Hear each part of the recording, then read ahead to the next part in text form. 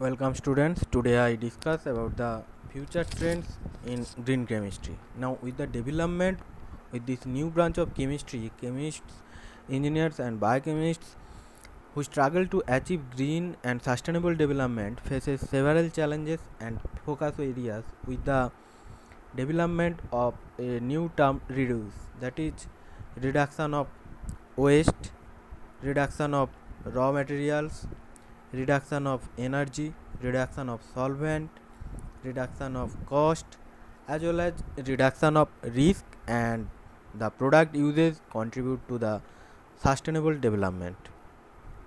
Now with this concept, the various area of the chemistry needs to be developed, like oxidation chemistry. Normally the chemical industry based on the petroleum based feedstock, namely the hydrocarbons like alkanes, alkenes, alkynes and benzenes. So oxidation of this compound is necessary for further functionality as well as for creating chemical building blocks. Now the traditional oxidizing reagent and the catalyst are mainly toxic substances such as heavy metals like potassium permanganate, potassium dichromate and so on.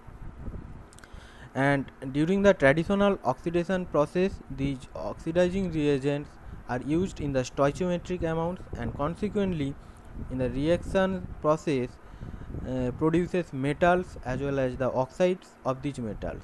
Now all of these substances have the negative substantial effect on the human health as well as on the environment. So the oxidation chemistry needs to be developed based on the philosophy of the green chemistry so that it will be environmentally benign, efficient, selective and economical. And the new oxidation process must be catalytic rather than the traditional process where the oxidizing reagents used in the stoichiometric quantities, as well as the process must be robust with high turnover rates, and the catalyst should be recoverable, reusable and innocuous, and the oxidation must be carried out with molecular oxygen or with hydrogen peroxide.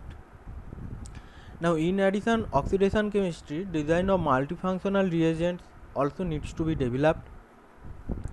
Normally the catalyst and the reagents which are used to carry out a discrete transformation like reduction or oxidation or methylation, one catalyst or one reagent can be used for a single transformation at a time.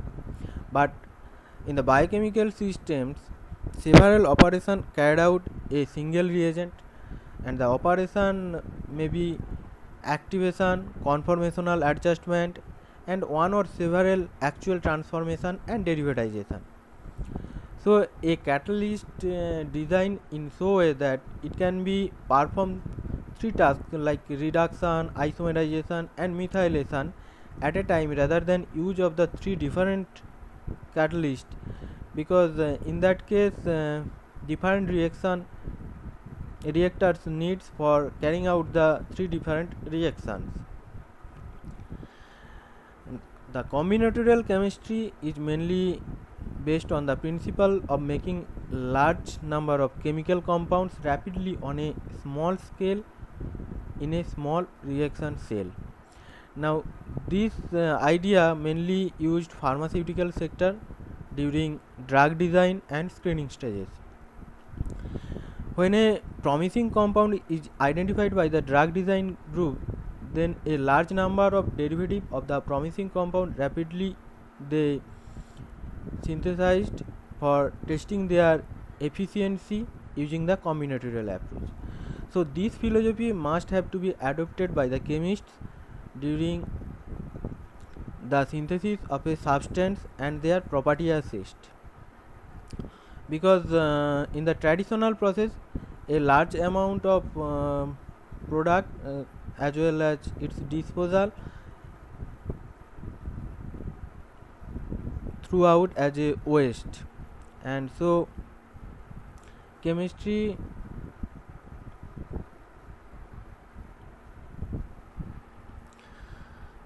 And the solventless chemists must be focused on the solventless reactions, because normally the reactions are carried out in a solvent medium, which creates several problems like solvent loss in the effluent, need to recover and recycle solvents, and contamination of solvents in the product.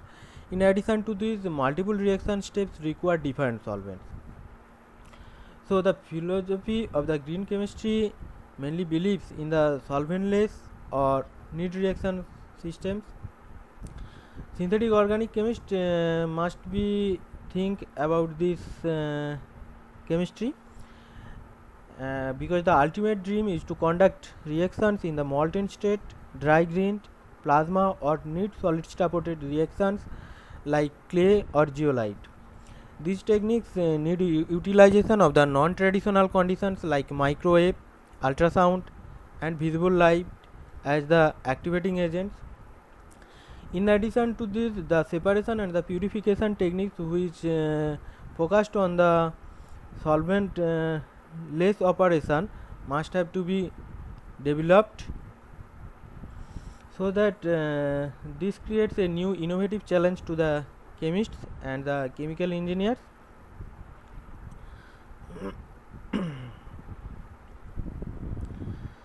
And the co-crystal control solid state synthesis, this concept is mainly based on the green chemistry concept, and the specific focus in the field has to be solid state synthesis via the photodimerization and thermal reactions, including oxidation, reduction, nucleophilic substitution, and mainly two solid state condensation are focused.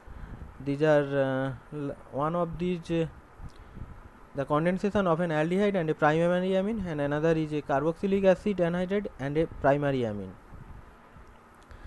Because the solid state synthesis provides much cleaner, faster, and the overall greater percentage yield of the imine and the imide product. Thank you.